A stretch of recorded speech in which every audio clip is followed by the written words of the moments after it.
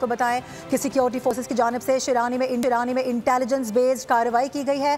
ISPR का बताना है कि फायरिंग के तबादले में 7 भारतीय हिमायत याफ्ता दहशतगर्द हलाक कर दिए गए हैं। इसी हवाले से बात करेंगे, नुमाइंदा खुसूसी सलमान अवान ज्वाइन कर रहे हैं। सलमान, बताएगा इस कार्रवाई से मुतालिक क्या सामने आ सका है?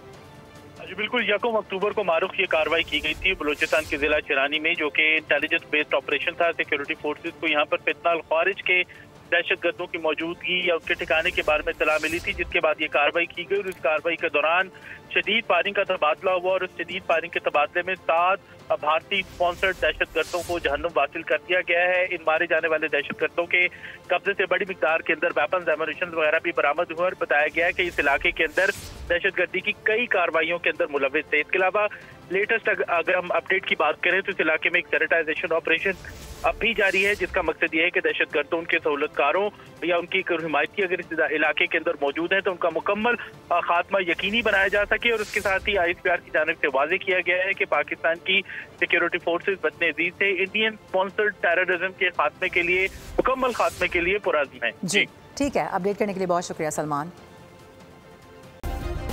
सब्सक्राइब करें और बेल दबाएं ताकि कोई खबर रह न जाए।